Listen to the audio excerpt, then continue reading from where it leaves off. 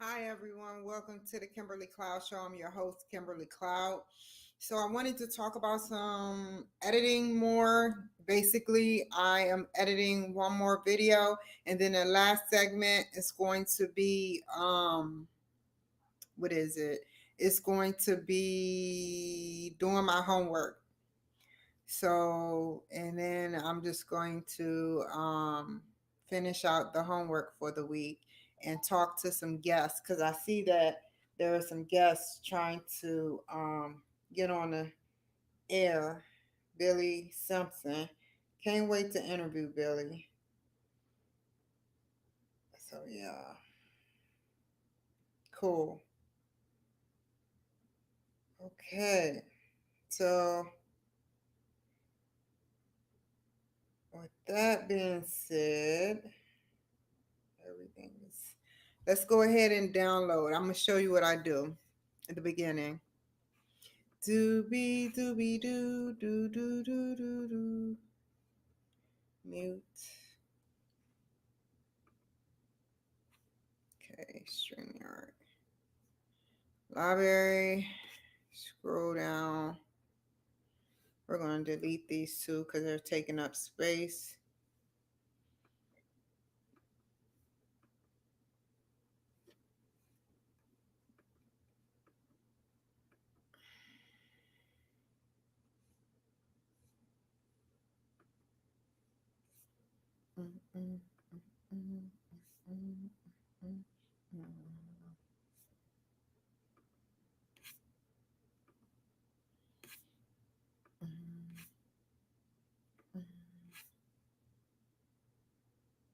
Okay, so we did Ari. So let's delete his. Okay, and we did the mathematician. So now we're going to do these two, a lady and a man. Recording. Download that.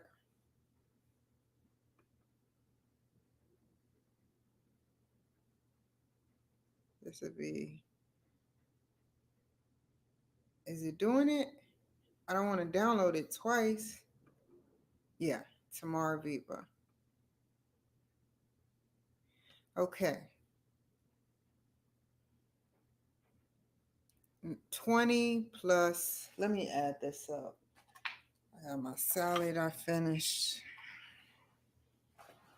Because I may can add in another video if it's under 58 minutes.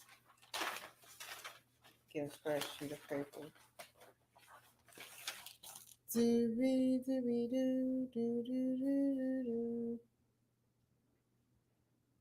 Doobie doobie doo doo doo doo doo. So we got 1653 plus 1916 equal 9, 6, 11, 12, 13, 14, 15, 16, 16. That's 15. 35. So I can add in, what's 20? Cool. I can download one more. So that'll be 3 videos in one. This is going to be hard. This is serious. So we got Joshua Ford, Tamara Viva, and Matt Lovell. Okay. We're going to go down here. Final Cut. Close this out. You just watch my facial expressions. Close. Stop screen share.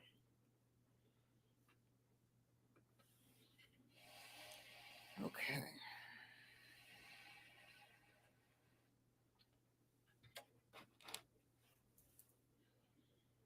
Oh, I need my charger. This is serious. Give me a second, you guys, because I gotta get comfortable. This is an hour-long video.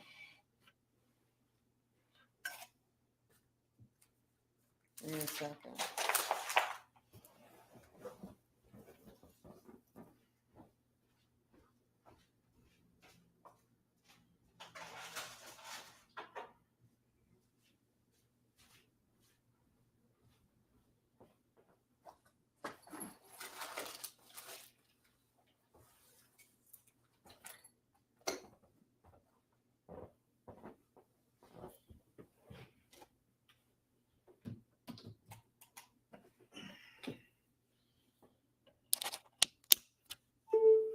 Give me a second.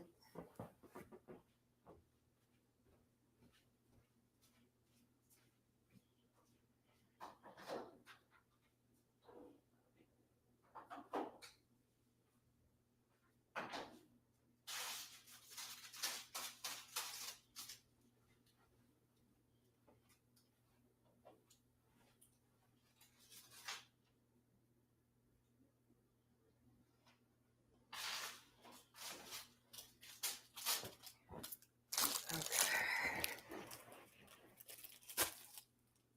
And gotta get comfortable. Hold up.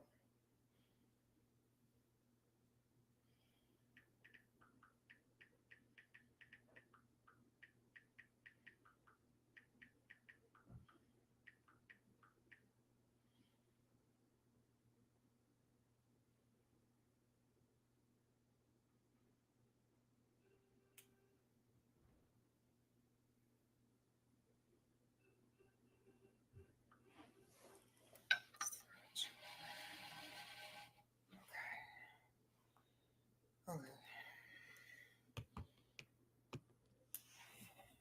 Hi, everyone. Welcome to the Kimberly Cloud Show. I'm your host, Kimberly Cloud.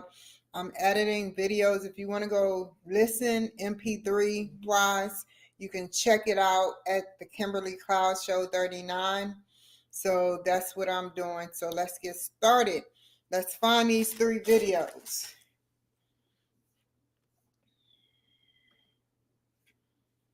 Okay. And there they are. Command, bam, all 3 of them.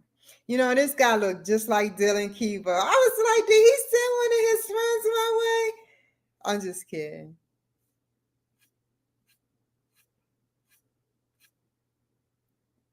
Okay. We're going to put his first. Matt Lovell. Why is that? Damn it. I mean, darn it. Fiddlesticks. There we go. Now we got to add the banners all over again. That sucks. I did all that work, y'all. Oh, just to update y'all. Yeah, man, I did all that work and it's still the sound bite still wasn't working. So I was like, wow, that is so wrong. Here we go. Right here. Where did it go?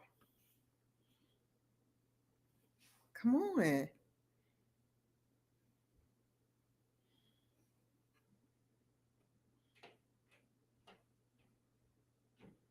Hold up.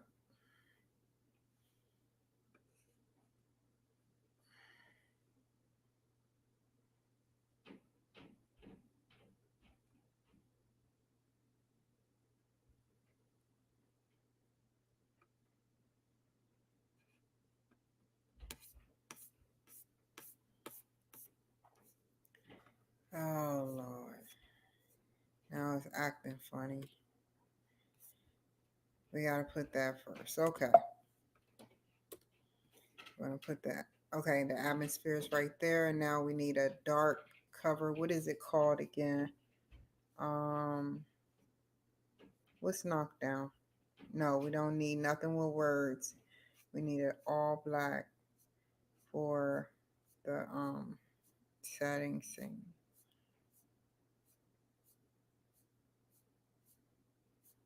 Come on, come on. It must be in generators.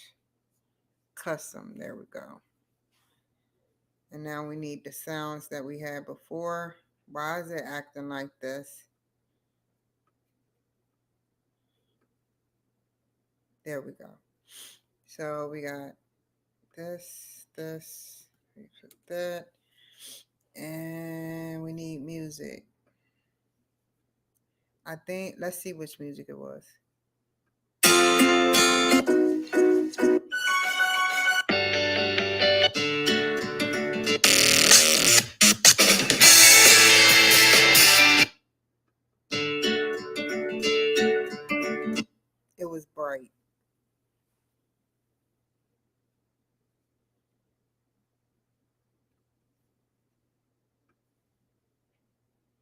Okay, and now I gotta put in the Kimberly Cloud Show.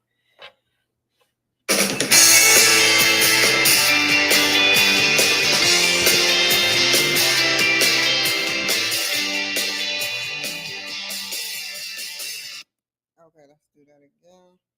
We're gonna put the title in. Title here. The Fiddlesticks. What just happened?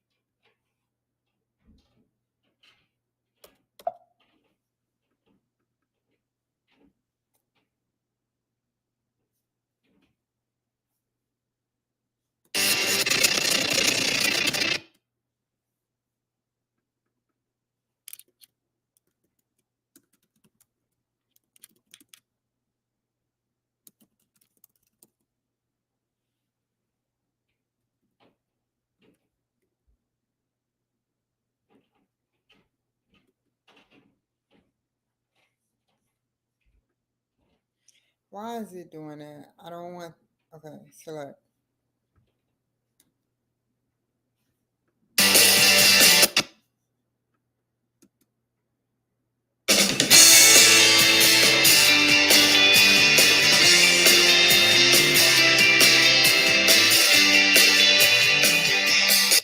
Okay, we can shave a little off.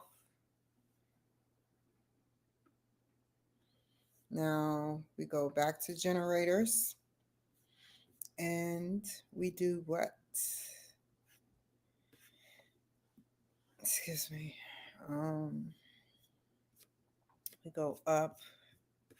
Where is it at? Where is it at? Here we go. Essential state. Yeah. So we're gonna go and put it in between here. Come on. Act right. Okay. And we're gonna fill it out. Title name. We're not gonna fill it out just yet. We got how many minutes? Okay. What? How is that 10 minutes? That must be 15 seconds or 10 seconds.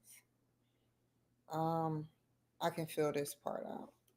The Kimberly Cloud Show LLC project name. I can't fill that out yet.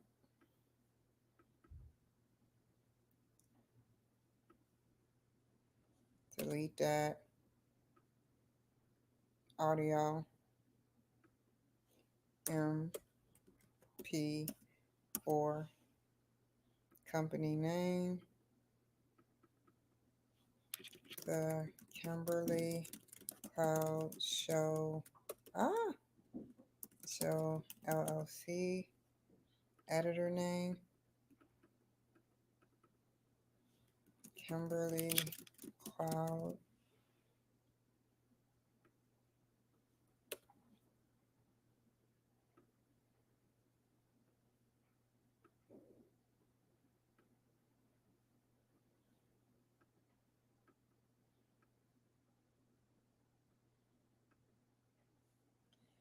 Let's see. That's stupid. I don't know no ratio. That shouldn't be on. Okay. Frame rate. I don't understand frame rate, so I'm gonna delete that.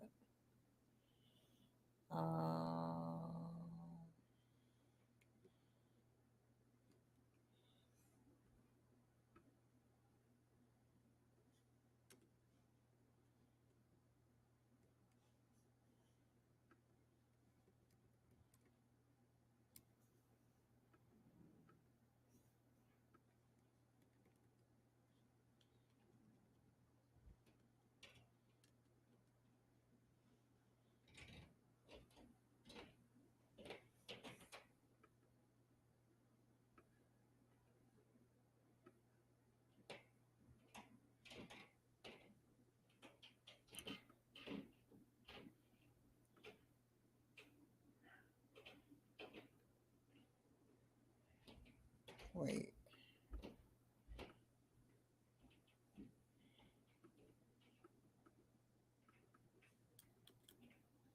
Come on now.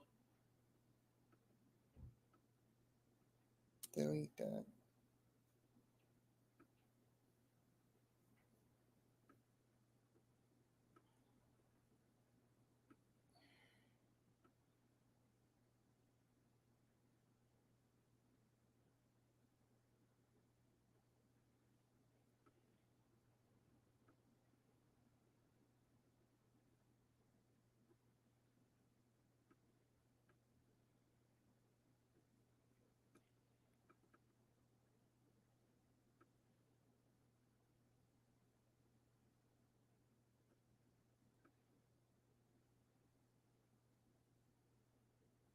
Date is March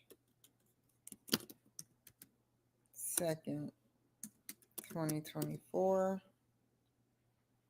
Title name, not yet, not yet. So now we got our first person. Let's go back. Let's check this out one more time to see how it look. Oh, we need to shave some time off of that. Okay. So we got a dark screen. And then I messed up the Kimberly Cloud show. I'm gonna fix it before I forget. Go back.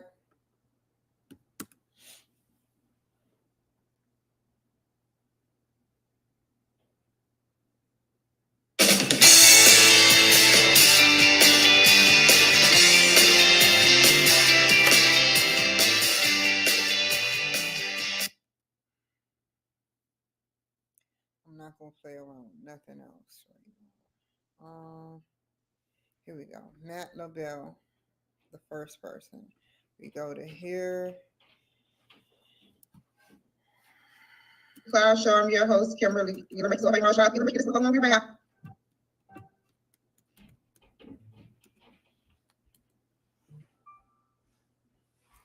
Give me a second, y'all. I have to do one more thing.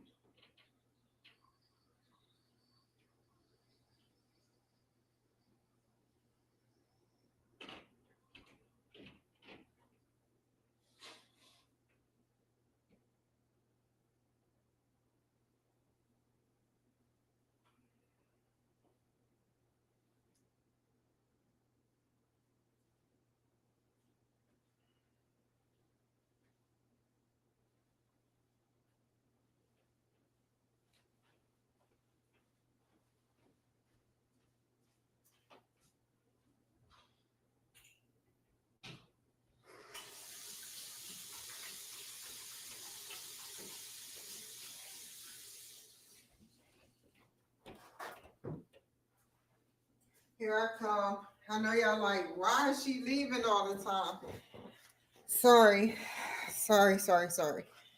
Okay. Do I have anything to drink? Where'd my drink go? Oh, it's behind the screen. Okay.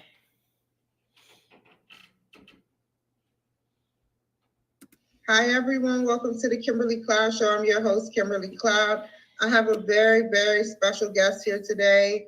He stems from North Carolina. Can you go ahead and say what part of North Carolina in the world you come from? I sure can. And if anybody knows Columbus, North Carolina, you've got to reach out to me because you may be one of 2,000 people who live here. We are south of Asheville by about 45 minutes and west of Charlotte by about an hour. So kind of at the southern part of the state. Can we go ahead and thank you for telling me that. Can we go ahead and begin to talk about your past leading up into your present? Sure, absolutely. How far back do you want to start? However far you want to. It's your world. Well, I'll give it the 60,000 foot flyover. I've been an entrepreneur all my life. If you had asked me when I was a kid, I would tell you I wanted to start businesses and run businesses. My first one was in college at 18 years old. I went to Berklee College of Music in Boston, and I started a sound company. So I was doing sound for bands in the Boston area. You don't get any more fun than that for an 18-year-old. Yeah. I came to Tampa, Florida. I started my first business, first real official business, and that was Sparrow Enterprises, Inc. It was named generically because I had no idea what I wanted to do with it. I just wanted to create a business. And that grew into an e-learning company with 32 employees. And we were creating some pretty cool stuff for AT&T, IBM, AutoNation, America Online. And then the India outsourcing. Did they all come at once, your 32 employees, or did you hire 5 here, 3 there? It started off actually as myself and one employee who was helping me out. He was an artist, and he was creating some great artwork for us. And then I had to bring in a couple other people to help out on some of the programming that we needed to get done. And then it really, over the course of like about a 1 to 2 year span, it exploded, and we really ramped up big time. And I learned a lot about scaling a business then. Okay. And what else happened in your past leading up into your present? Well, as I said before, the Indian outsourcing really hit our business. Almost overnight, we lost most of our business. It was really a crazy situation. It was a painful part of my life, just to be very candid, because I loved the people who were working for me, and I had to let them go. And I did it very slowly, probably too slowly, to be quite honest. And it got down to myself and me and I. So it was just like starting all over, Kimberly. It was crazy. And I did start over. I then went into media for e-learning. And so one question, you lost your business and now you're regrowing it, or you have regrown it in a different arena a little bit. So I stayed in e-learning, but it was media focused. I created stock photography for e-learning, and I created one of the first stock photo libraries of individuals photographed over 100 times. Congratulations. Thank you. Now I sold off that to Articulate, which is a large e-learning company. And I also started at the same time voiceover production for e-learning. So those were the two businesses I started coming out of the problems that we had with the original e-learning development. And can you tell me a little bit about voiceover e-learning? Yeah. So it's a company that's still in existence, Narrator Files. And basically people used to just go into studios, right? Like that was the only way to get audio. And this was about 10 years ago. And I said, hey, we're going to do it different. We're going to have people send us scripts. We're going to send it to our talent to record it. We're going to have a fixed rate, and we're going to turn around the audio to folks within 3 business days. And so we did that, and that's been very successful. That's like I said, that's still going on even as we speak. Orders are coming in and going out. Cool. And how long have you been doing this business? That's been about 10 years. It took probably 2 years to really ramp up to be a viable business. But it's been going strong for at least 8 years now with a 2-year ramp up period. As a whole, how many businesses do you have? And as a whole, what is your number one business out of all of them? Well, the number one business, I'll go at it from that standpoint first. Number one business is the one that I'm launching, which is Play-In, which is a blockchain-based game ecosystem. And so it's game development with a blockchain basis for it, so players can earn money while playing games. But as far as a total count, I have 3 ongoing businesses right now. Okay. And your last business, can you tell me a little bit about the very last business that you have right now currently? So the one I'm currently on playing, or okay, so Your very last one that you created and what you plan on doing with that particular business. yeah, absolutely. So playing is right now a Web3 blockchain based company. So we're creating APIs for it, and without getting too into the weeds on the technical boring stuff. The essence. I love the technical boring stuff. We love it. Go ahead. I'll get in the weeds. I'll get as in the weeds as you want. I am a techno geek. Is it artificial intelligence? This is what I want to know. Is it artificial intelligence y'all working with in these gaming sector? You always have a little bit of AI in games. Because you want the computer-based opponents to be realistic and playable and fun to compete against. But what we really focus on in our games is player versus player. We like to have that real human interaction, build communities. So Darkland Wars, for example, which is our first game, is a massively multiplayer real-time strategy game. And inside of it, it's all community based. So Kimberly, if you were to play the game, in order to survive, you're going to have to join an alliance. You're going to have to meet people and start teaming up with them to beat the biggest monsters in the game. You have to do it as a group. Now you mentioned a group or two players. Can you win with two players? You're gonna get wrecked pretty quick with just two players. Okay.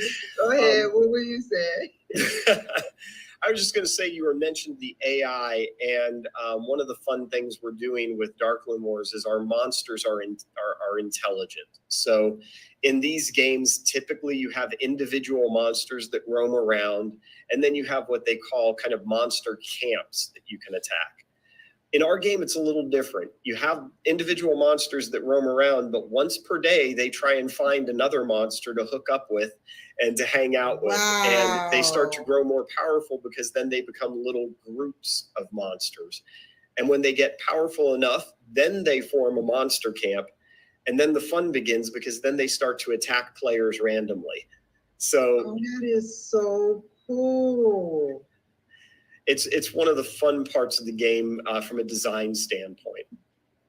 Yeah, and you know it's funny because it's like a random intelligence in this factor, because it's like randomly you're beating the clock to beat this monster, and once he get more powerful, he get more smarter at his strategy at how he's going to attack you now that he's more powerful. So that's pretty cool.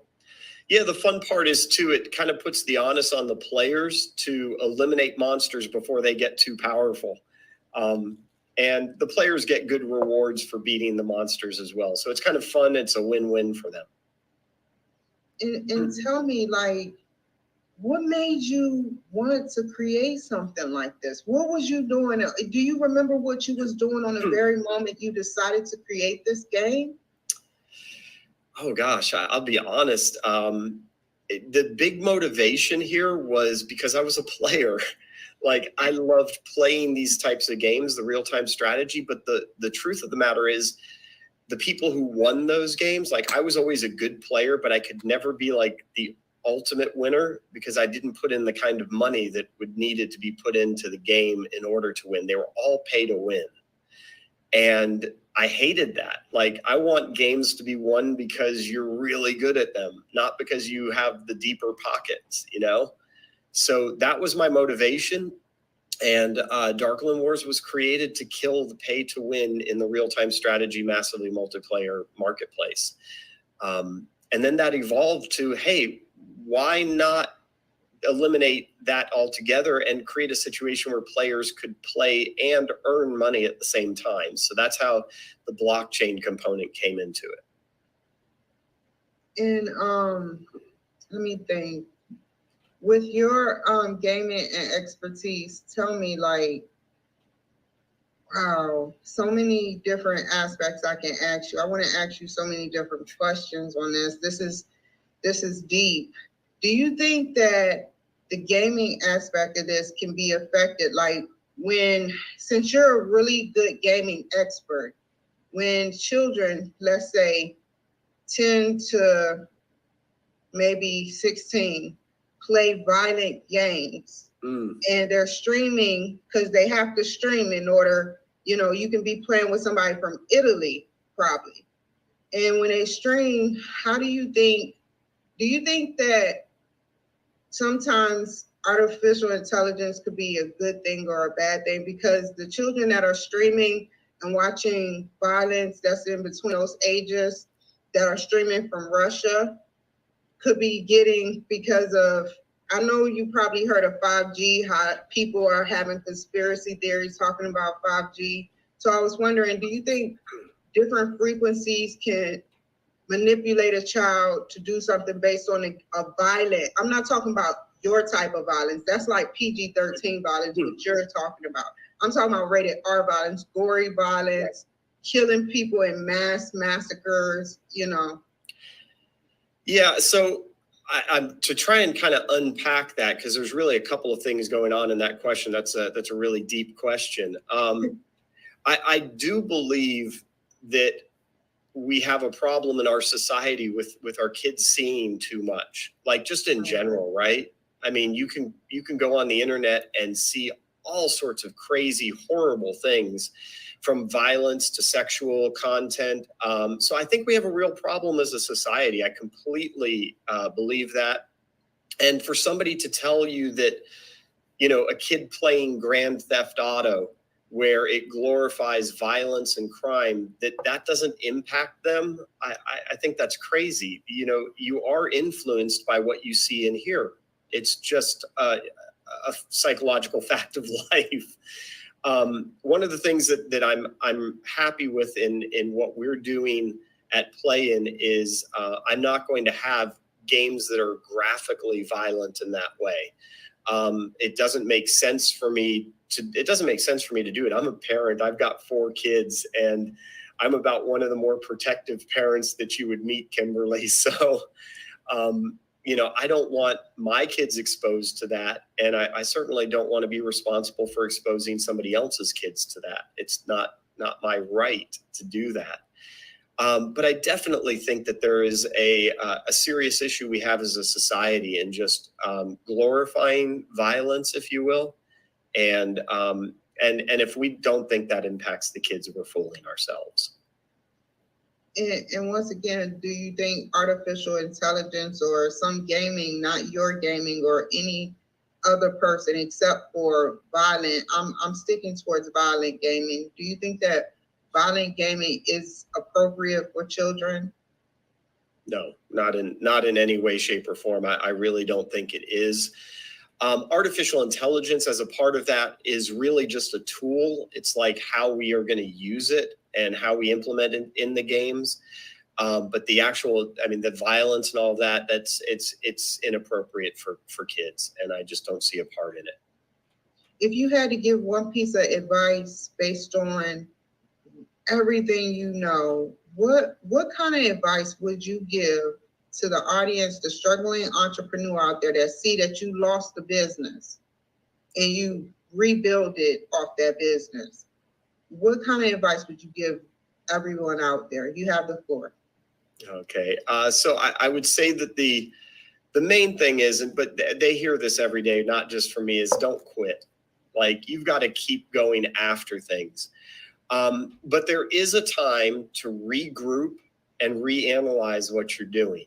And sometimes we take don't quit and we just keep going down the same path. But, it's one of those things where if you're up against a wall and you're beating your head against the wall and the wall's not caving because it's made of brick, maybe it's because your head's not made to go through that wall and you've got to figure out a different route, right? So I would say that take the time to analyze what you're doing, see how others have done it, and plot a path for yourself rather than just going in each direction. The biggest problem I have, Kimberly, and being transparent again here, is I grew up in an age where they didn't diagnose you for ADHD, but I would have been diagnosed for that if I had if I had somebody around doing that. I need to focus, and so that's the big thing for me, and that's the big thing I see for a lot of people. They go off in a bunch of different directions, and they're only partially effective in each one. I would say find something you love to do it well, and the success is going to follow. Where do you see yourself in your companies in the future, Mr. LaPel? Well, right now, the gaming space for crypto, well, let me say this. The overall gaming space is $180 billion. If you can wrap your head around that, because I can't. That's a lot of money. $180 billion was the gaming space. The crypto gaming space right now is $4 to $5 billion. So it's really tiny. What I'm trying to do is I'm trying to remove the barriers to entry so that everybody who wants to play a blockchain-based game, which really should be everybody, because why wouldn't you want to earn money while you play a game if you're already putting the time in it? So that everybody could get in and do it. So where I see my company is in the next 5 years being one of the leaders in the crypto gaming space and really making crypto gaming so that it's no different to any other game that you're going to play. So if you were going to the Apple App Store or to Google Play and you're looking for a game to download, you would download our game just like you'd download any other game, except that you would know that this is a game where you actually own things in the game, and that transcends the game into real life. You have real ownership in these assets that you get. We have to backtrack for a second. What was your favorite game, since we're talking about games? What was your favorite game to play when you were younger? Okay, so when I was younger, I'm 52 years old, Kimberly, so that covers a lot of ground. Well, you look in your 30s. Thank you. I appreciate that. So my favorite, here's what you have to understand. Now, I'm building social games, but I am not the biggest social gamer. I'm more of a PvP player. I love competing against people. One of the funnest games is one that almost nobody would have heard about. It was called Shadowbane. It was kind of like World of Warcraft for people that liked to do PvP. So you could do open world PvP and what is PvP? Oh, player versus player. My apologies, because I got into game speak there for a moment. Okay, you taught me something new. So it was all player versus player combat, and I had absolutely a wonderful time playing the game. It is long since gone away as a mainstream game. It was only really big for about 6 months, but it was a super fun game for me to play. But I have a tendency to like games that don't constrain you, that allow you to have kind of a real experience, and that's what it did. World of Warcraft used to be like that, and I really enjoyed World of Warcraft when it first came out. How can the people reach you? Sure. They can go to playin.co, so playn.co, and that is the company site for the Playin ecosystem.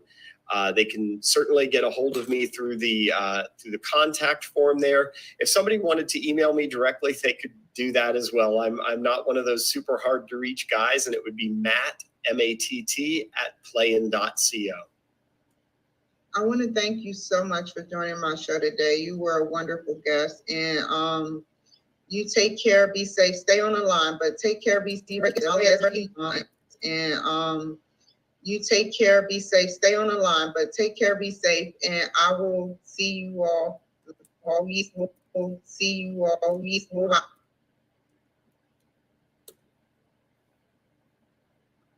And you take care, be safe. I will see you all later. Bye. Thank you, Kimberly. You take care, be safe. I will see you all later. Bye. Thank you, Kimberly. Next film, Tamar Viva. I need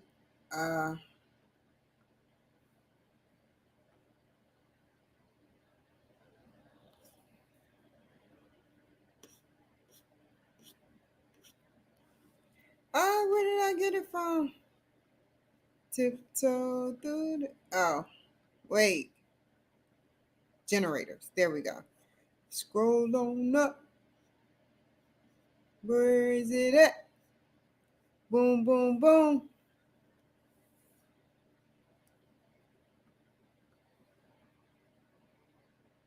There we go. There. Start with this.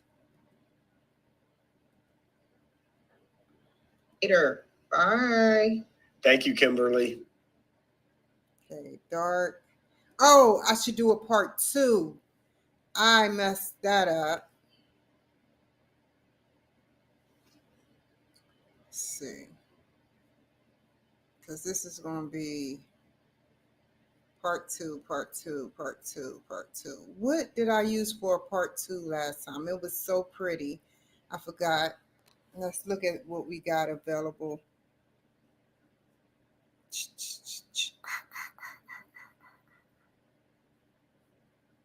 When you hear that sound of the clown.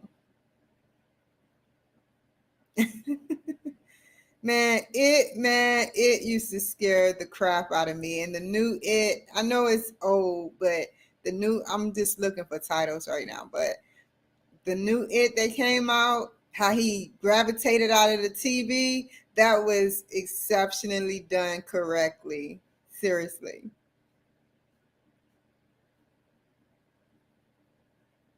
I need.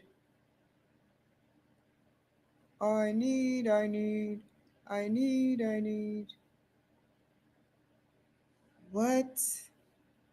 Give me something good. How does this look? Okay. Yeah, that'll do.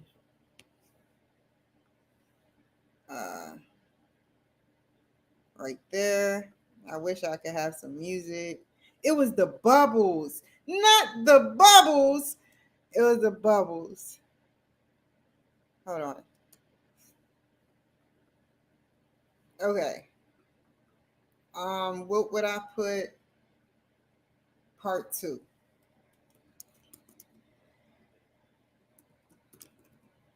And that her name is Tamar Viva.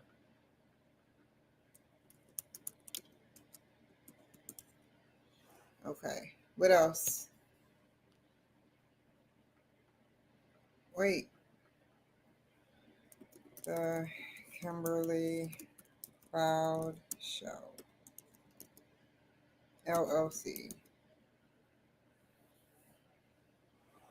I'm gonna heighten that, make that like that, and we're gonna go back and see how that looks. Bye. Thank you, Kimberly.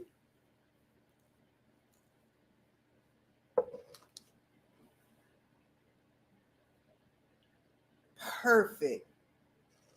Hi, everyone. Welcome to the Kimberly Cloud Show. I'm your host, Kimberly Cloud. I have a very, very, very special guest that does a lot of wonderful things there in Spain. Can you go ahead and announce to the world who you are and what you do? Hi, everybody. So my name is Tamar, and I am from Spain. I was actually born in Canada, and I'm a little bit of like a world traveler.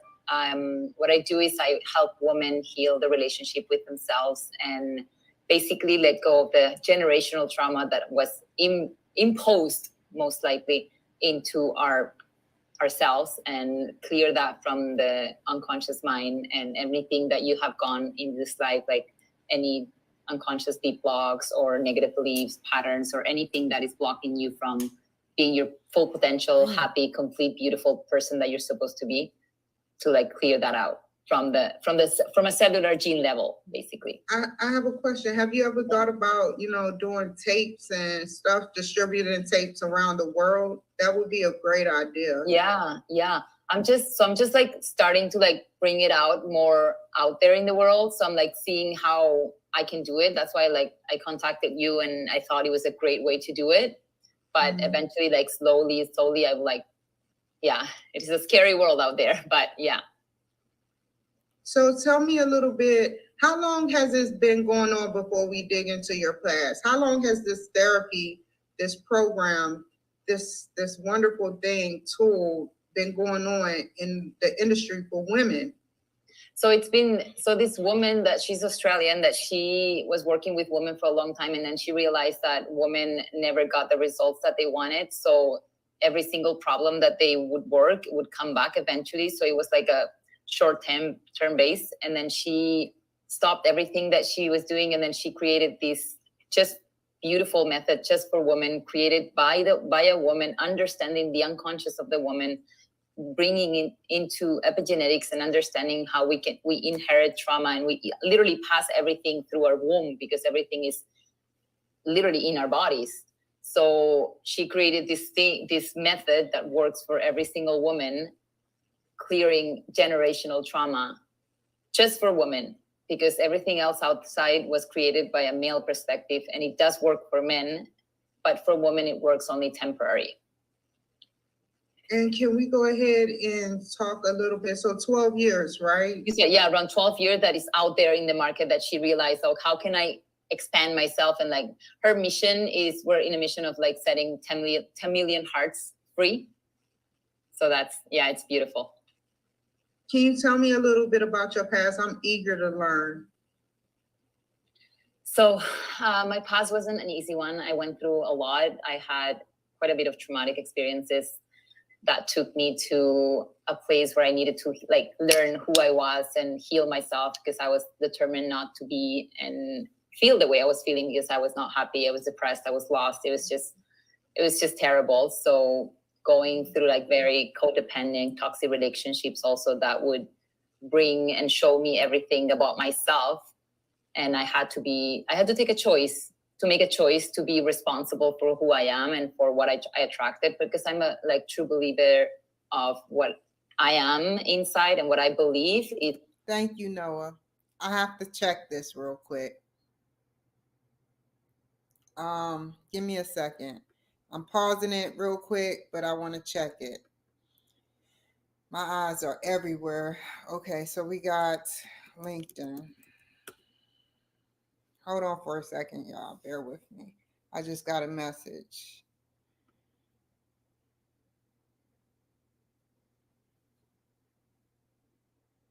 I don't know what just happened.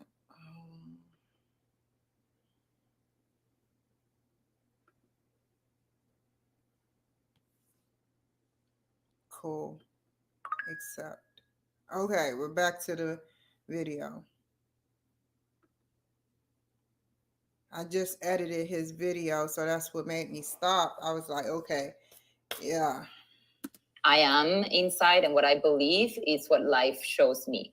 So I had to like turn it around and look at myself, and it took me some years until I am in a place right now where I can say that I have healed my trauma. I don't have anxiety. I don't have depression. I don't have any fears that are blocking me to do the things that I want to do. I'm genuinely happy. Cool. It's huge to say that. So can we talk a little bit about your educational background? Yeah, so I did a diploma in wellness counseling and coaching. I did sex and relationship coaching because I also wanted to understand a lot of women that went through like sexually abuse and stuff like that, that we like after that affects the relationships that we have with men. So that is something that I'm very passionate about. I did breath work. I did a course about the breath work with the, what's it called? Alchemical ovarian breath work, which is beautiful. And it works with the female body and the sexual energy and everything. And then I did trauma therapy. I did body work therapy. I did a little bit of everything here and there because I was so determined to heal myself that I needed to try everything. Yeah. Can you tell me a little bit about the unconscious mind and what it represents? Because you have your unconscious, your subconscious, and then your conscious, sort of like an iceberg for those who don't know. Yeah. Can you tell me a little bit about that in a woman perspective? Yeah. So just imagine, I'll give you a little story. Imagine that when you're born, you have a little cup. Okay, this cup, usually it's supposed to be empty because you're new in this world, right? But imagine that this cup, it's like a third full. That is full. It's coming from generations behind you that you're inheriting. That's unconscious, and everything that you go when you're younger and you don't remember, that has become accustomed. Like when you drive a car at the beginning, you started. What is wrong with overseas Wi-Fi? The Wi-Fi there, like the Wi-Fi in Italy, it has a delayed thing, and now her Wi-Fi, it's not because she's paying a low price, it's because their Wi-Fi is so different. Driving the car, and you had to think about like the brakes, this blah blah, all the things that you had, all the steps that you had to take, and then now you don't even think about that. That has become unconscious.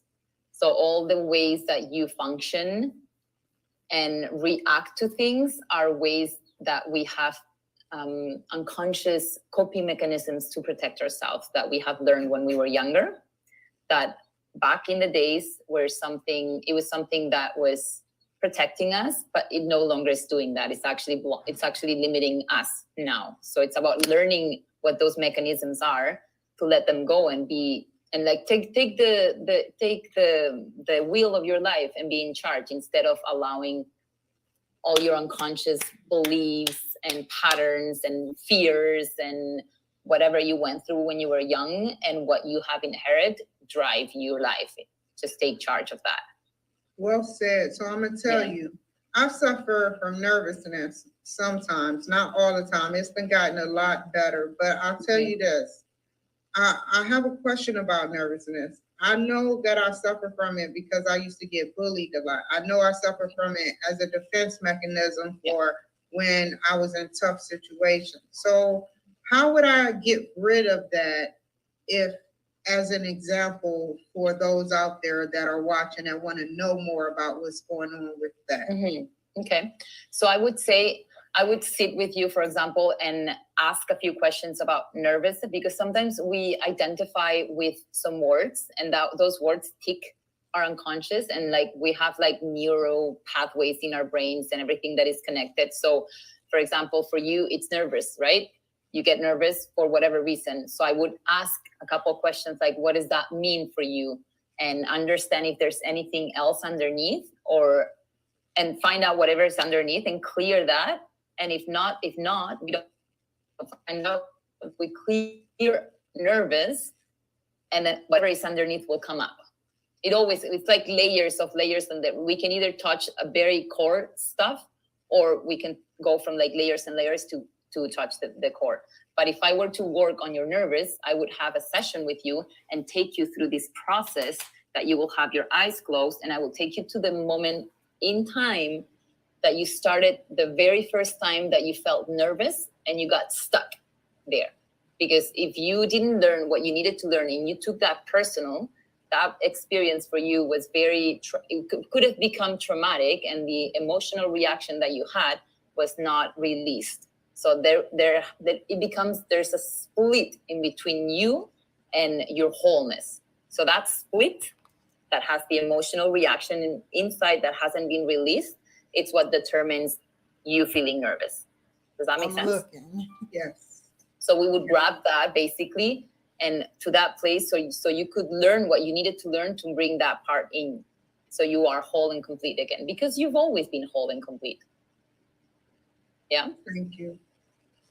So we know about the great psychiatrists and psychologists that created different psychological aspects. I know you learned about some of the greats out there, the doctors in the United States, and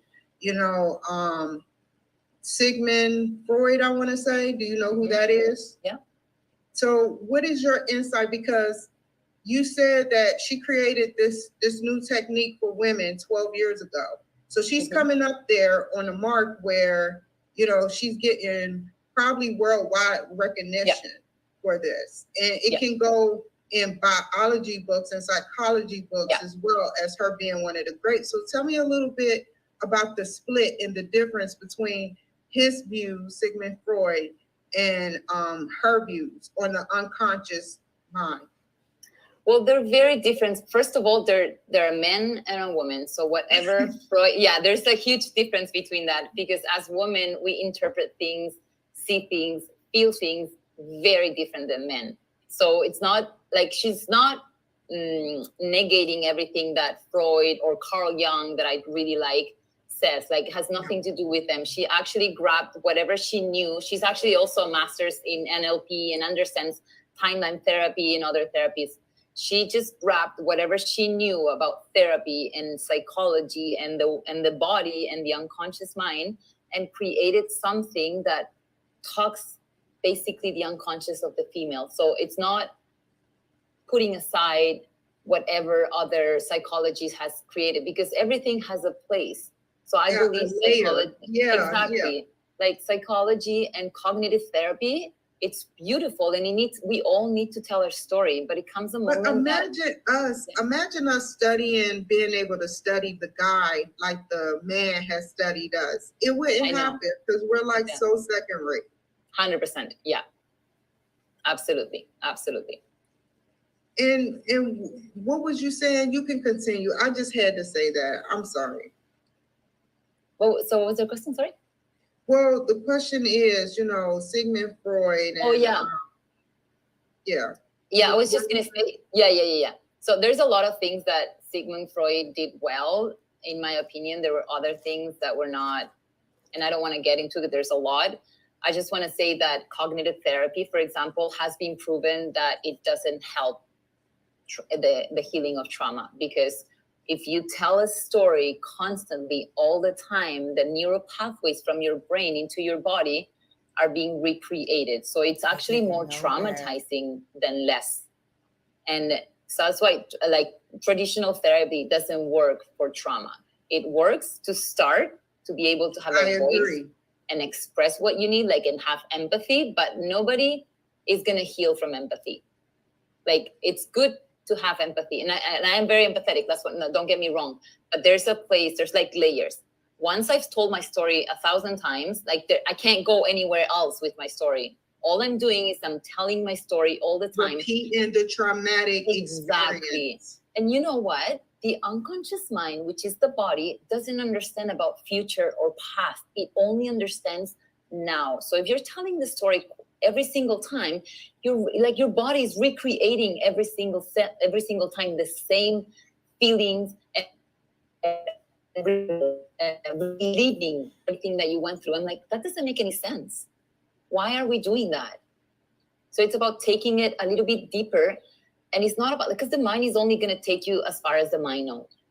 The body knows way more about the unconscious, because the body reacts. Everything is imprinted. Everything that you've gone through in your life, it's literally imprinted in your body. Like, it has memory.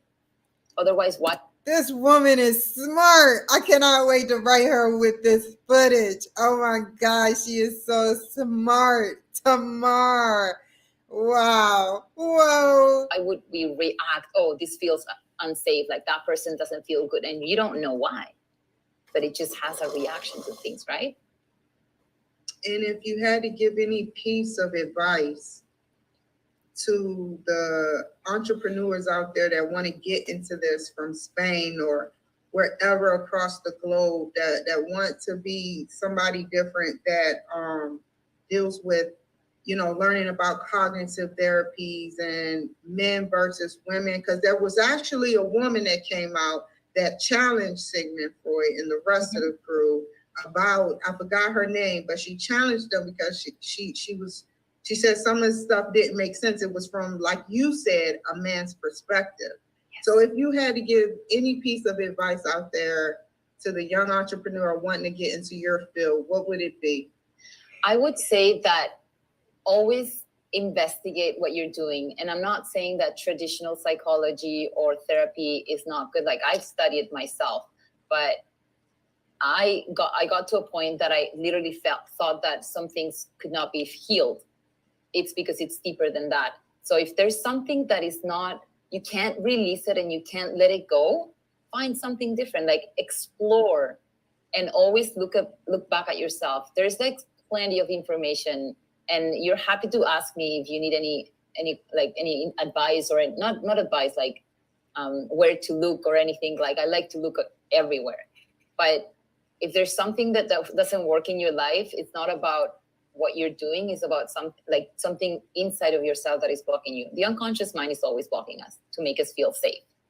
Yes. And where do you see yourself going in the future with this project? This project that I do right now, because it was created in English by this woman, and it works so well that it's very specific to a point that it literally gives guaranteed results. So it has to be a certain way. My goal is to translate it to Spanish and bring it to the Spanish community. And then after that, I want to create eventually a community where I can like help women have the therapy that they need, and then like just for them to feel good enough, because we are good enough, we're beautiful, and every single woman is amazing. So I just want them to feel that. Having all my life feeling the opposite and split and not good enough and always trying to like look for something to feel good, or like literally begging for other stuff to like feel like, I don't need this. Like, I'm enough being just me. And I just want every single woman to feel like that. So if I could bring this message to every woman out there, I will. Like, that's excellent. In my Mr. Burns voice, excellent. That's my mission. Thank you. I don't want to let you go, but I know you're a busy woman. So thank you for joining my show. Definitely take care. Stay on the line, and I will definitely take care. Stay on the line, and I will see y'all in a bit. And I'll stay on the line. Take care. Stay on the line, and I will see y'all in a bit. And I will see y'all. So definitely take care, and I will see y'all in a bit. Thank you. Thank you so much. I'll keep that part. Okay. Next title. Hold on. It's a marathon. See me, see you. Okay, we got another title, subtitle. We got one more video. This is the third one. And we're gonna, where is it at? Who is next? Who is that? Who is that? Hold on. Is it? Okay, that's a different person. Okay. Right there. So how many minutes is that? 56, right on the money. And then I'll be cutting some off right about there. Hi, everyone. Welcome to the Kimberly. Thank you. Thank you so much. Okay. Wait, that messed up. And I will see y'all in a bit. Thank you. Thank you so much.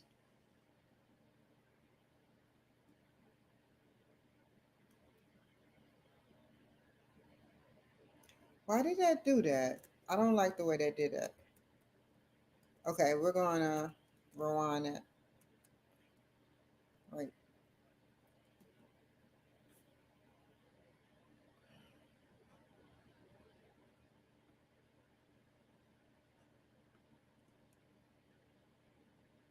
Okay, there we go. Hold on. Now I gotta, what's his name? Joshua Ford. Okay. Part 3. That didn't work out. Oh, fiddlesticks.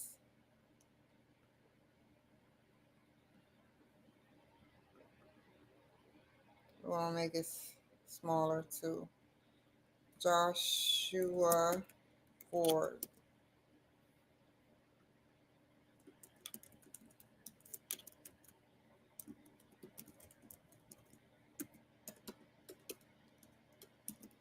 Okay. And I will see y'all in a bit. Thank you. Thank you so much. Part 3, Joshua Ford, Kimberly Cloud. Hi, everyone. Welcome to the Kimberly Cloud Show. I'm your host, Kimberly Cloud. I have a very, very special guest here today. Can you go ahead and announce yourself to the world, who you are and where you're from? Sure. Thanks for having me, Kimberly. My name is Joshua Ford. I'm the CEO and founder of HipTrain, and we're a marketplace that helps you better yourself. So we offer live one-on-one personal training sessions for just $6.99 a session. So less than the cost of salad, you get a personal trainer. Cool. And where are you from? Yeah, I'm originally from a very small town in upstate New York. A lot of times when people hear New York, they think New York City and big buildings. Where I'm from, it's much more cows and grass. So a little bit different than what most people think. But I do live in New York City now. Cool. So tell me a little bit about your past leading up into your present. Sure. Yeah, so I grew up the son of two school teachers, and they instilled in me from a very young age a love of learning and a curiosity. When I was 18 years old, I took a year off between high school and college, and I went and lived and played soccer in Ecuador, taught English in a school down there, and fell in love with Latin America. I learned Spanish. I didn't speak a single word when I got there. And this is going to make me sound old, but this is before, iPhones, and you're constantly connected to people back home. So when you lived in a different country, you were only there. You only could speak Spanish. You were dedicated to that country, right? Exactly right. And you were forced to learn Spanish. So fell in love with Latin America. And really, at the age of 18, 19 years old, I decided I want to have one foot in the U.S. and one foot in Latin America the rest of my life. And that's pretty much what I've done. So I've actually lived a slightly longer part of my adult life in Latin America than I have in the U.S. And so, I think the things that I'm really passionate about are cross-cultural communication and understanding. I love health and fitness and wellness and everything from physical health to mental health and really just taking care of yourself. Good. And can you tell me about your global business development? Sure. Yeah. So, I like I said, spent a year in Ecuador, and then I went to school and I studied international studies and entrepreneurship. And then pretty much right after school, I moved to Mexico City, and I worked with a bunch of entrepreneurs in an accelerator there, helping to grow and build their businesses. I then became a management consultant, and I lived in Argentina and Colombia and Chile and Brazil. And then I moved back to Mexico. And then I actually joined Uber and led strategic partnerships in Latin America based out of Mexico City. Oh, I remember so I was this predominantly one. focused on Oh my partnerships for our drivers. I remember this one, y'all. Y'all gonna flip out. Stay tuned to the questions I have to ask him about Uber. And then once we launched Uber Eats, I helped kind of set up the first partnerships for Uber Eats for the couriers, for the people that deliver the food. And then a little bit long ago, I moved back to New York and helped build a business called Candid. And that's all about making oral healthcare more accessible and more affordable. And then now we're working on a new business called HipTrain. Where do you think it's going as far as that HipTrain? Yeah. Because global business development and HipTrain go hand in hand, right? That's right. Yeah, it's really, for me, HipTrain is kind of the marriage of everything I really love, right? So we have a huge Latin American component to our business. It's all about helping people, achieve what they want, right, and achieve their goals. And that's one of the really cool things about personal training is you have someone who's a certified professional whose only focus is to help you hit your goals, right? So whether that is you want to gain balance and mobility and stretch, or you want to do burpees and push-ups and gain muscle, or you want to do yoga or whatever you want to do, they're there for you. So we have a massive global component to our business. A lot of our trainers live in different countries. And so we're essentially connecting trainers that live in some other countries with customers in different countries. So tell me, I'm breaking down everything. I can tell that you've been a native of Latin America for a while. So tell me about your you working for the White House. Yeah, so I had the opportunity to intern at the White House. This was back in 2010, so a long time ago. But I got the opportunity to intern there, and it is, whatever your political beliefs are, the institution of the White House is incredibly inspiring, and you work countless hours. And you paid very, very little for those hours, but you're working in service of the country. And so I particularly was focused on actually Memorial Day and working with veterans and the Department of Defense. We, obviously that was the Obama White House, but we worked a lot with John McCain, and it was really the only true bipartisan part of the White House was this Commission on Remembrance, as we were working with. Real quick, I went to I used to be at this shelter called McVet in Baltimore, Maryland. It was a veteran shelter. And this particular shelter had an event with John McCain. So we went to the White House. I can't believe I slept through it, but we went to the White House and it was inside the building. And we sat and listened to John McCain. I'm sorry, John McCain. Continue. The military and families of those who have lost someone. And yeah, and I appreciate you because you're eager to work with veterans like me, and it must have been a great experience. You said y'all got paid very little, except y'all made sure that y'all worked, hard because it was in dedication of the country. So I really appreciate, you doing that, I cannot wait. Like, I've seen John McCain before, but he spoke at the Capitol, I want to say, and I went to go see him as a veteran. We all went as a group to go see him talk. And I didn't take politics seriously then, but now I do. So I really think that I appreciate you doing that, working for the White House. Well, thank you. I appreciate your service. What branch were you in, Kimberly? I was in the Army. Okay. My co-founder at HipTrain was in the Navy. So he went to the Naval Academy and was in the Navy for 9 years. So HipTrain's also co-founded by a veteran. And, I think that, when I was at the White House, it was pretty easy to be motivated when you meet the incredible people serving the country. And, you realize that, sure, I might be working 20-hour days, but it's very little in comparison to what people who are in uniform do. So I very much gained. Real quick. Wendy's have canned chili now. I looked in a store and it said Wendy's chili. I said, heck yeah. I don't have to stand in a line at Wendy's waiting on chili. No, I got my chili and cheese. A very deep appreciation for those who serve. Now, what is FIFA?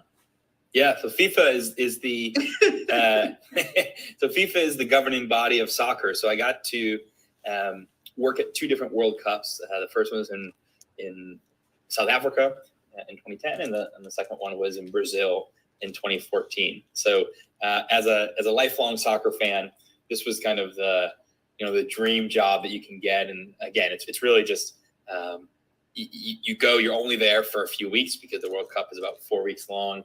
And your job is just to help make things run smoothly. So whether that's taking tickets, whether it's helping people find a seat, whether it's dealing with, fans in the stands or anything they may need. But of course, you get to be in one of the craziest environments in the world, which is the World Cup. So it's like soccer. Yeah, exactly right. Yeah, so every 4 years that we've got the World Cup, and FIFA is the governing body of that, and so every single country, competes in it, and they have to qualify to get to the World Cup, and so it's a pretty special thing for anyone who's like a soccer nerd like I am. This is kind of like heaven on earth. It's sort of like the Olympics then. Exactly right. Yeah, the Olympic soccer edition. Yeah, exactly right. Cool.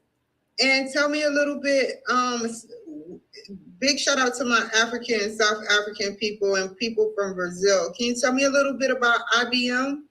Yeah, sure. So, I was a consultant for IBM, and, IBM traditionally, started their business selling computers, right? Way long ago, and have really evolved their business to a lot of different things. And one of the things that they do is they help businesses develop strategies, generally using technology. And so I was in that division of the business, and actually lived in Argentina for most of the time I worked with IBM. So I was technically based out of Washington, D.C., but about a week into my job, they said, do you want to go to Argentina? And I said, sure. Got on a plane and came back about 10 months later.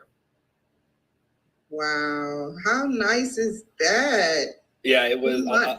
I'll tell you what, it was. It was a surprise. It was certainly a surprise to me. But one of the cool things about when you travel for work is, you get to stay in a hotel, and so you get to stay in a really nice hotel for 10 months, and you kind of have this, like a life that you see in a TV show or something like that. That's pretty cool. You do have the life of a TV show person. So let's continue. So can you tell me a little bit about the Gap partnership? Sure. Yeah. So the Gap partnership is actually. This dude is on a roll. Oh my God. Just business after business, thing after thing. It's crazy. It's crazy, man. Who's the best rapper of all time? Joshua Ford, Joshua Ford, Joshua Ford, Joshua Ford, Joshua Ford.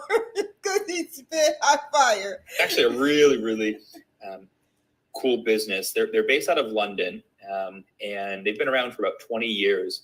And they are the world's foremost experts in commercial negotiation. And so they have studied negotiation at a very, very deep level. And they have helped hundreds and hundreds of companies get trained in negotiation, but also execute negotiation. So, just to give you an example, when you go to Walmart, every single product in that store has had to negotiate with Walmart, right? And they figure out, what is the price going to be, to Walmart. Do anybody have a scrub daddy in there? I gotta buy a scrub daddy to support Shark Tank. But yeah, scrub daddy. I remember that. The yellow, I forgot the lady name, but she has blonde hair. She's on Shark Tank. She's a indefinite host. And yeah, man, I remember she bought the scrub daddy from them and or whatever, negotiated a price, and then they negotiated with Walmart, and they negotiated with somebody else. Then remember the cake pops at Starbucks? That comes from Shark Tank. Like, what is Walmart paying the company to buy it? They're negotiating where on the shelf they're going to put it. They negotiate, sometimes when you walk in and there's like a big kind of special display of beer or Tostitos or whatever it might be, they negotiate that.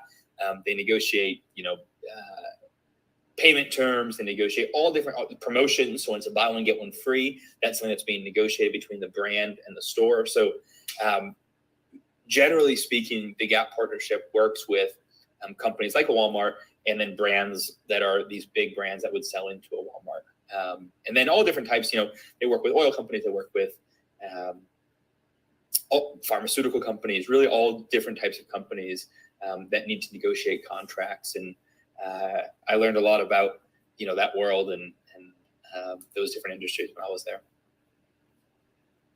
And can you tell me a little bit about you've been served as the board of trustees at the Hobby, Hobby Youth Leadership? Yeah, sure. So Hobby is one of the most incredible organizations. I actually, when I was 15 years old. I keep damaging, I got a story to tell before I go any further, because this is about to, got 7 more minutes.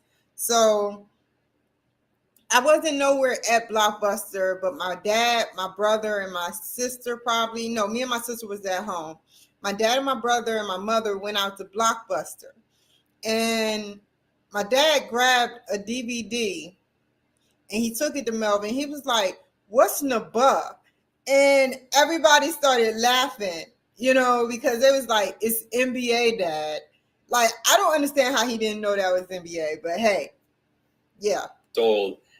Attended a Hobby conference. And so, and it was really a pivotal moment in my life where they bring together youth leaders and, teach you leadership skills and really just inspire you to do more and give back, even as a young person. And so about 10 years later, I was asked to join the board as their first kind of young member of the board. And so I joined that. And then I eventually graduated from being the young member to like a full blown board member. So it's a great cause. And, I think fundamentally, the more that we can empower the youth and equip them with skills to be successful, the better. It seems like you have your heart is in, the Southern Latin, South African, like around the world, you want to help. If you wanted to give a piece of advice to a young entrepreneur out there struggling that want to see themselves being in your position, what would it be? Oh, it's a great question. I think the bottom line is that there is no substitute for hard work and treating people the right way, right? And if you do those two things, it's really hard to beat you, right? Someone who just is going to work hard and going to treat people the right way. Because if you work at the White House, you work hard diligently. These senators, I give it up to them, and council people, everybody that's in a state legislature on up, federal, state, they work long hours. And some of them don't get paid like they should, but they work long hours, vigorously, around the clock. I give it up to y'all. You're going to see is that, hard work can solve a lot of problems, and treating people the right way and really paying it forward. You never know when someone that you were really nice to and went out of your way to help 10 years ago may actually be the one helping you. And I think every entrepreneur needs a lot of help, right? Me included. And on a daily basis, I have a lot of people who, and I'm very fortunate for this, but who are offering help, whether that's introducing me to a new customer, introducing me to a potential partner, to an investor, potentially giving me advice on our website, or, every single day there are a handful of people who are helping me. And so I would just say that, work hard and treat people the right way. Well, I really appreciate that. And my standpoint of working hard could be just following different simple tasks and building up to the climax. If you work on your different steps, like going up different steps and, building your stamina, then you'll be good. That's all you have to really do. And it's harder than it seems, easier said than done, Yeah, it is really hard. And I think it's you need kind of two things. You need a commitment to whatever that goal is that you have, and you need the discipline to keep that commitment. Joshua Ford has that discipline. He has that discipline. Right. And like you said, a lot of it's just, and I say this a lot to my team at Hip Train. I can't wait to get to his criteria where I'm traveling the world and everything. But we want to stack days, or we want to stack weeks, right? Which just means that every single day we need to get a little bit better than we were the day before. And if you do that over and over and over again, easier said than done, like I said, but he's right about everything he says. You're going to build something really special, right? And so you've just got to have that continued progress. You don't want to lose a single day where you say, hey, we stayed even or we got worse. But if you can just say every single day, I got a little bit better, well, those little things add up over time, right? So if you want to start, whether that's your physical health, your diet, your mental health, and you want to say, hey, you know what? I'm going to try to meditate for a minute today, right? And then next week, I'm going to do 2 minutes a day. And then next week, you'll essentially build up to a really healthy habit by just, creating the little chunks rather than saying, hey, I've got to meditate 30 minutes right now or I'm a failure. And where do you see yourself in the future? Yeah, it's a great question. Well, I think that, ideally for me, it's remaining really active, again, mentally and physically. And so I don't know if retirement is something that I necessarily ever want to be totally retired. But, I think that something that I like to do just personally is read and learn and read about kind of just random subjects that maybe no one else cares about, but I do. And Joshua, how you had the time to read? Oh my God. But you probably find time. That means you're a great manager of time. And, so I think I'll continue to do that and, continue to try to spend as much time with the people that I love and, continue to try to build businesses or nonprofits that I believe help the world become a better world. Right. And so I think that for me, that's really where I want to continue to focus. And like I said at the beginning of the show, I am really passionate about building things for all people, right? And for people of all income levels, of all backgrounds, of all belief systems. We got the next president, y'all.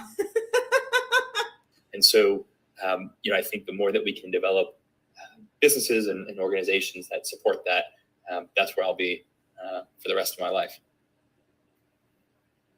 Well, I wanted to ask you, can you tell the people how they can actually reach you? Sure.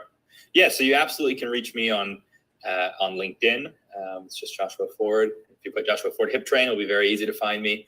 And if you're interested in Hip Train and you want to try it out, we're offering the first week for free right now. So you just go to hiptrain.com. It's just HIPTRAIN.com. And then obviously you can always email me there. It's just info@hiptrain.com, and the team will make sure I get it.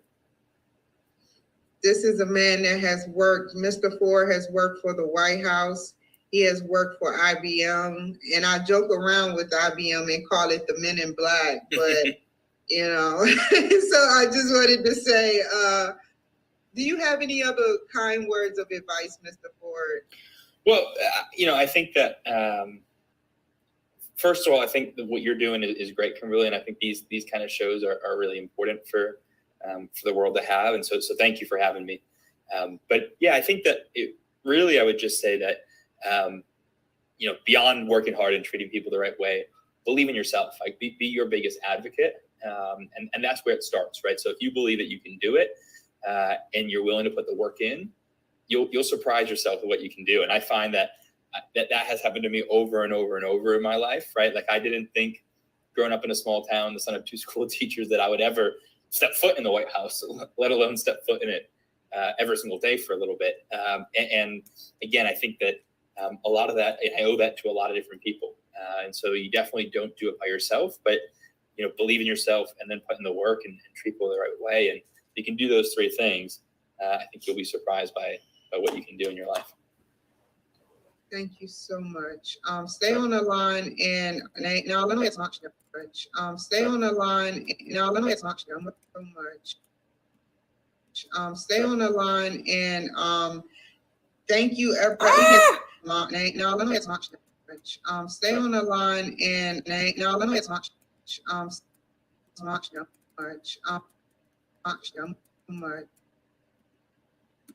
Stay on the line and thank you everyone for watching. Thank you so much. Thank you everyone for watching. Thank you for the likes. You beat Moxie. Thank you everyone for watching. Thank you for the likes. Thank you so much. Surprised by what you can do in your life. Thank you everyone for watching. Thank you for the like. Surprised by what you can do in your life. Thank you everyone for watching. Thank you for the likes. You all take care, and I will see you.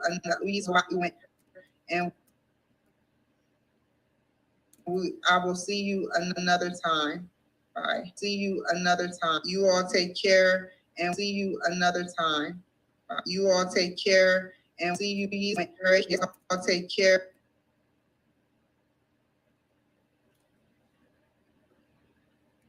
You all take care. See you another time.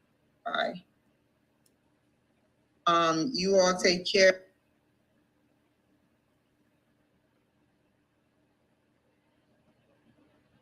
You all take care. See you another time. Bye.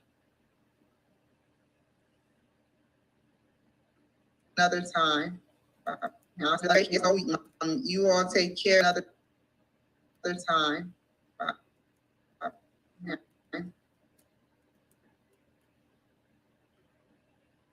Thank you everyone for watching. Thank you for the likes.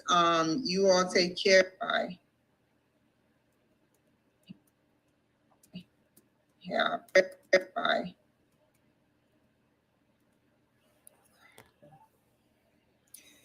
Okie doke. So 3 videos. Now I need an ending.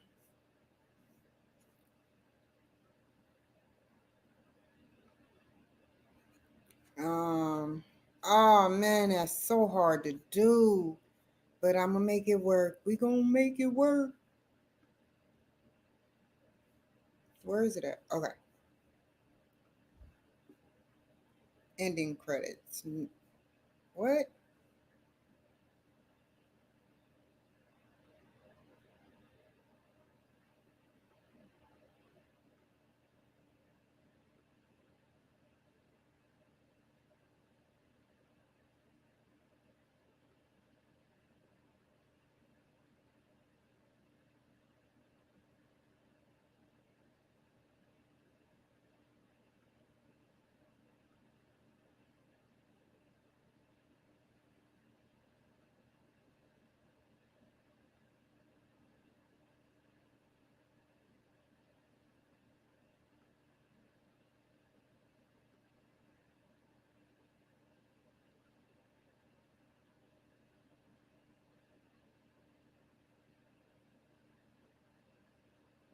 Come on.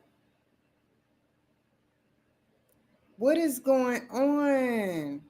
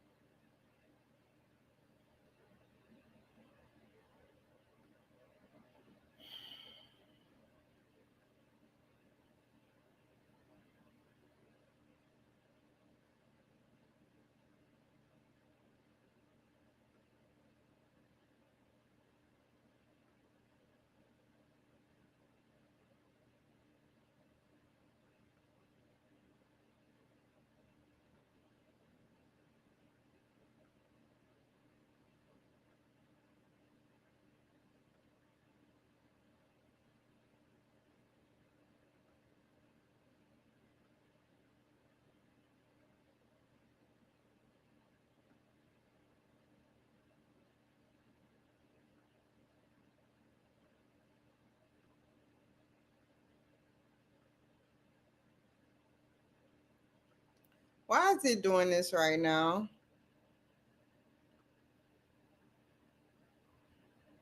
Oh my God.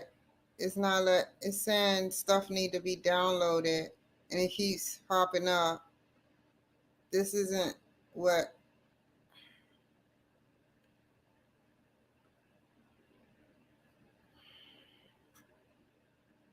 this is the last one I'm downloading.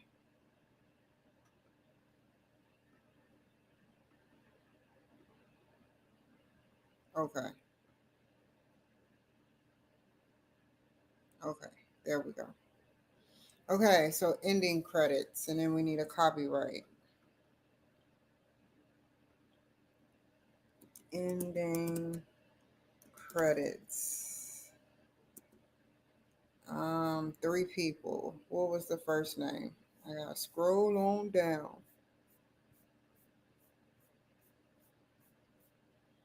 Matt Lobel. What was Matt Lobel? Gamer. Game executive director of gaming.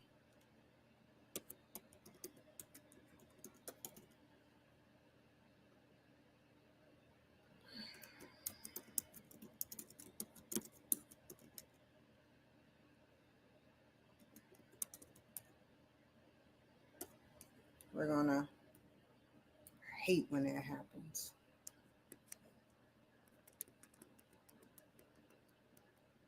There we go. Now the next one was I forgot her name. Come on. Tamar Viva. Tamar Viva. We're gonna put that right there.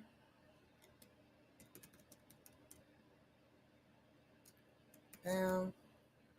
Description. Therapist. New she's like new psychological therapist.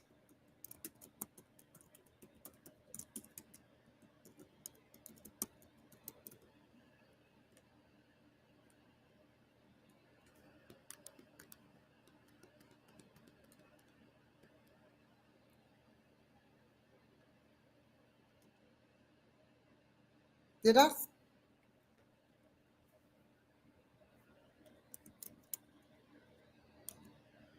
There we go. And the next one is just had them. Joshua Ford.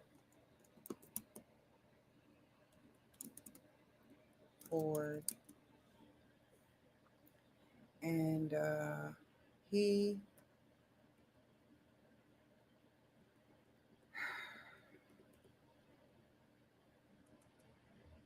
what about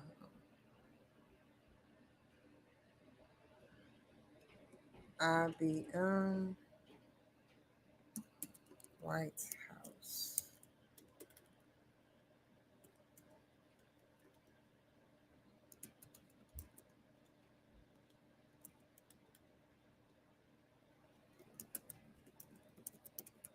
Entrepreneur. Serial. No, he's a serial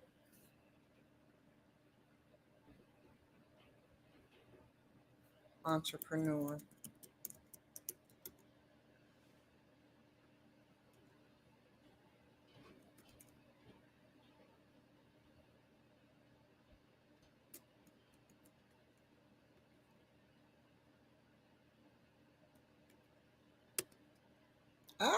Go back.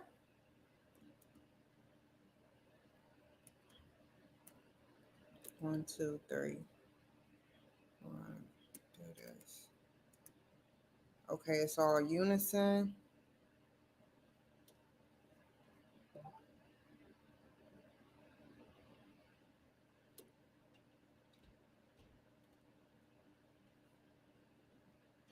Let's put Kimberly Cloud on here. Kimberly Cloud executive producer.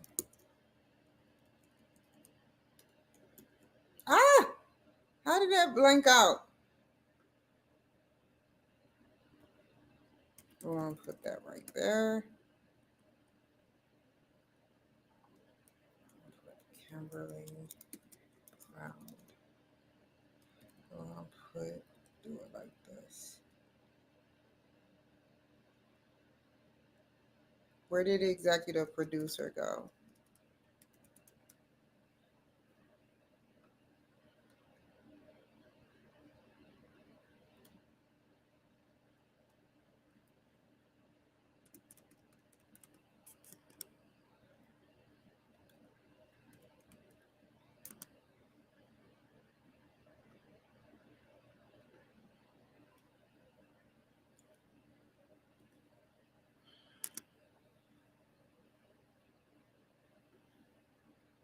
This is the hardest part.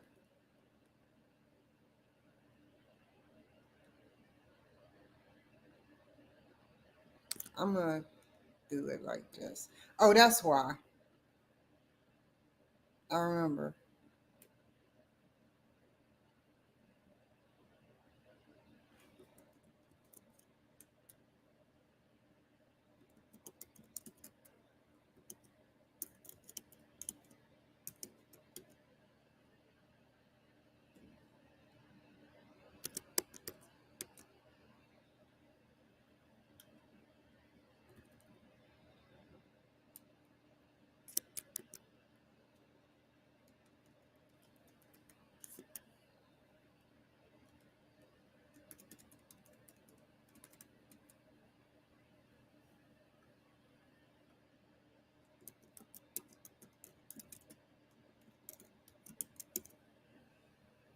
Okay.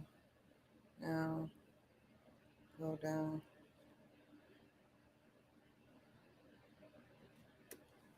And put copyright 2024. Center it.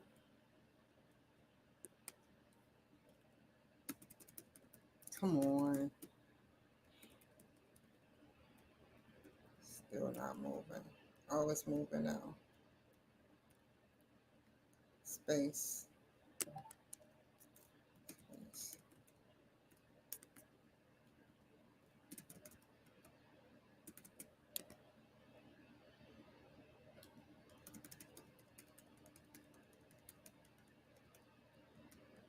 There we go. That's good enough. One last thing. I did 56 minutes even. Put you right here.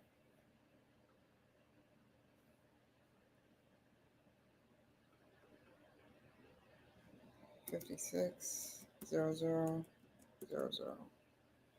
And now let me make sure that's correct. No, that's 56,000,10. Now we're gonna, oh, I gotta write the names of the individuals. Come on.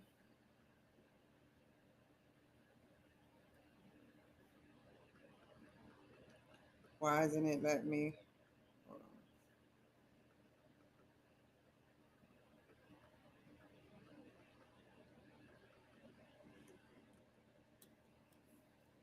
Matt, Obel, Tamar,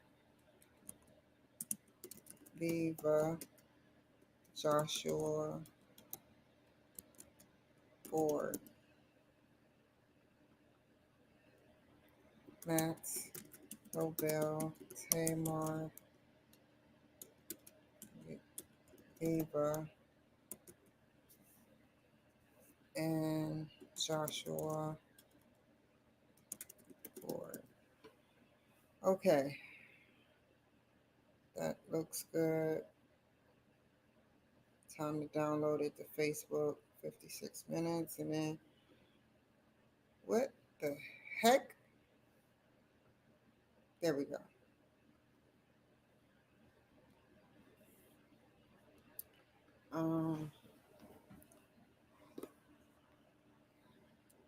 That's Robel, Tamar, Viva, Joshua, Ford. Matt, Robel, Tamar, Viva, Joshua, Ford. Okay. What else? I'm waiting on that white thing to start, the little donut. There we go.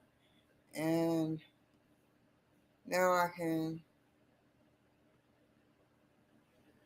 have to get off of you now, right now, because I got to place a phone call. Hold on. Love you guys. Bye.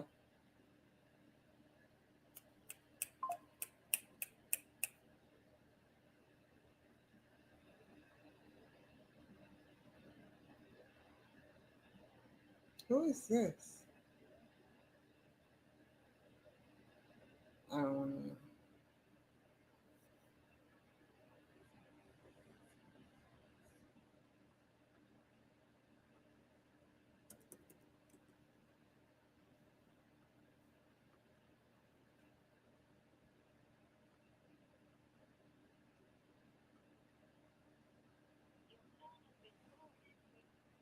Okay.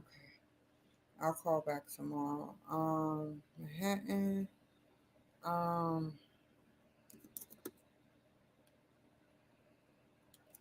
I didn't get to do DCTV. I did Manhattan and I did WeTransfer.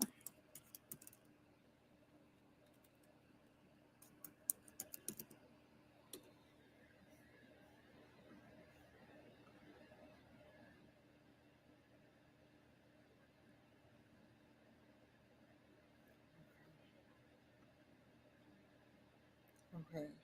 Let's go ahead and show y'all what I'm doing. These are the days of our life.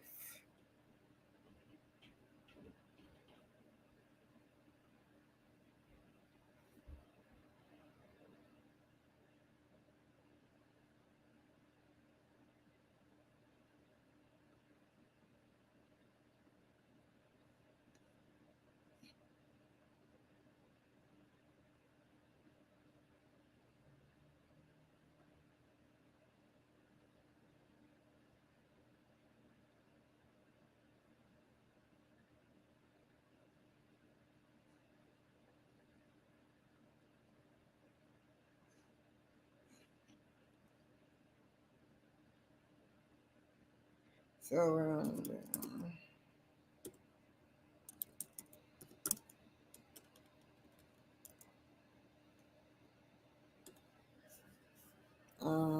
who else? And let's find the 3 individuals on Yahoo. Let's go to Facebook real quick. Oh, that's doing that. Dang, that's an ugly person in my feed. It's a mask, but it's an ugly mask. Thank you, Matt. Oh, Matt Lobel, Tamar, Viva. Make sure I put her spelling. And who else? Joshua Ford.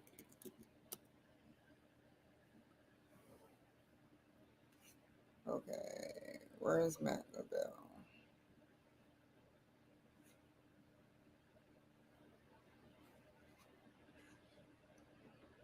Bam.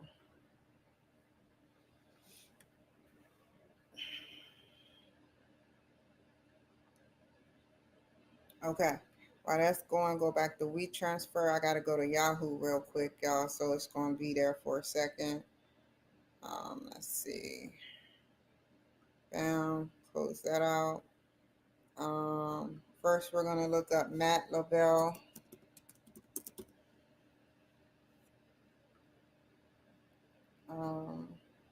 Copy and paste.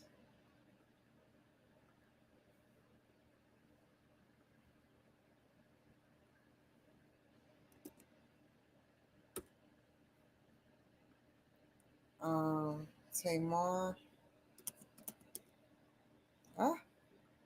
Tamar. Viva. She got 3 of them. Crap. Let me.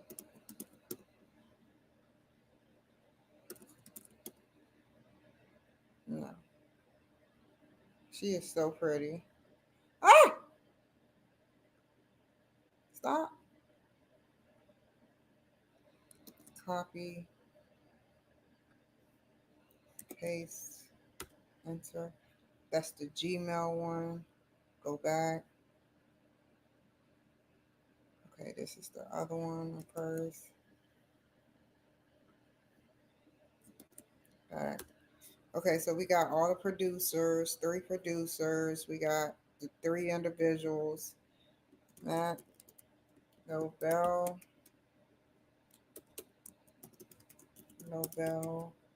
Tamar, Viva, and Joshua Ford. Let me put the Kimberly Cloud Show.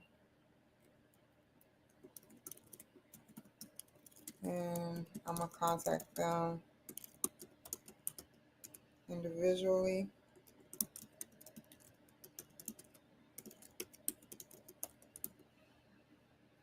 Okay, select the folder real quick. Where you at? Where you at? Where you at? Where you at? Where you at? Where you at? Where you at?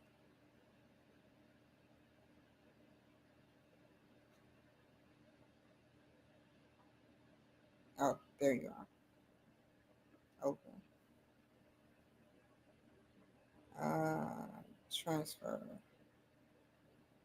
Transfer. Transfer. So we go here real quick. And we put the name. The Kimberly Cloud Show featuring Matt Lobel. It's gonna be too little. Matt Lobel, Tamar, Viva, and Joshua Ford. The Kimberly. Okay.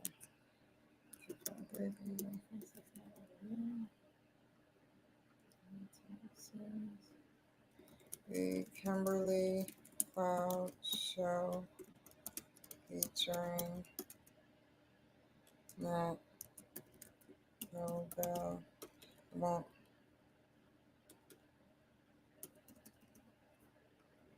this show talks about gaming with Matt Nobel, education of newer strategies with women, and psychology with Tamar Viva, and um, being a serial job hunter within the South American realm.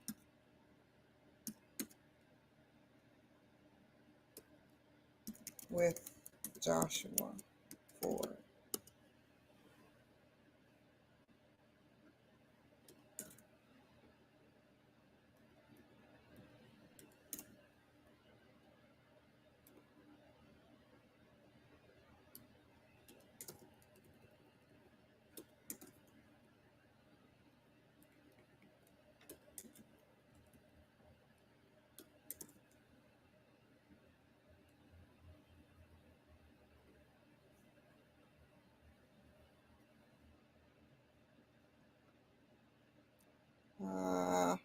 Education.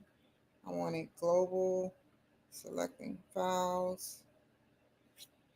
Where is it at?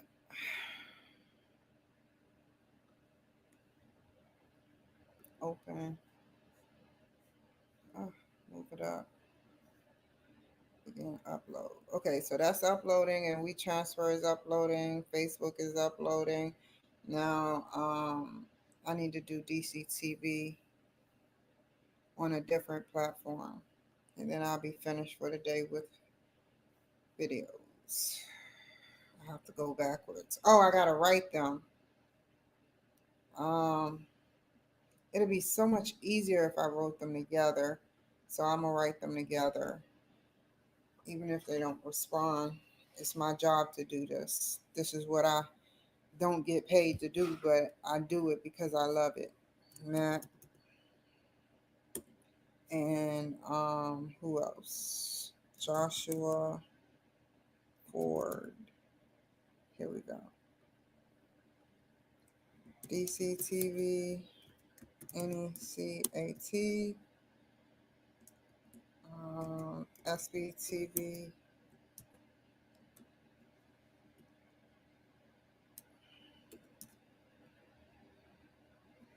What else? Nashville, DC, Santa Barbara, and who else am in a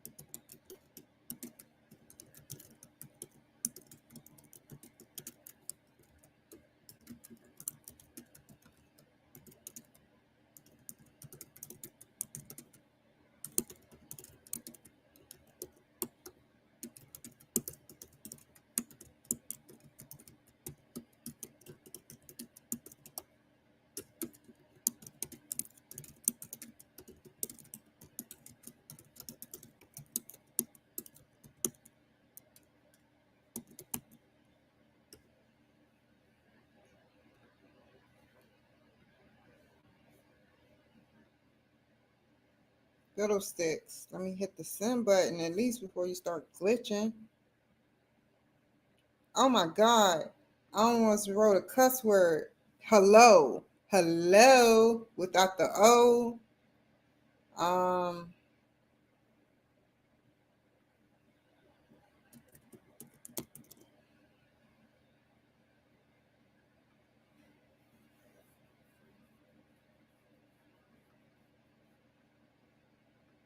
okay, what's Facebook doing? Still posting 34%. Oh, fiddlesticks. Yeah, it's a long video.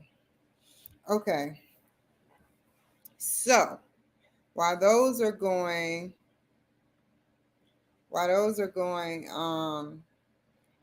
I'm going to eat my food and I'll be back on here to do my project that is due on the 4th in the next 10 to 15 minutes. And that is it. And then I'll probably do a video. I'm not going to test it, no, because I don't want nobody getting mad at me saying this is copyright law. So I'll just do the project that's allotted. So yeah. And I hope y'all enjoyed the video. 2 hours I've been on here. Thank y'all for y'all support, man. Seriously. I want to see hearts. Bye.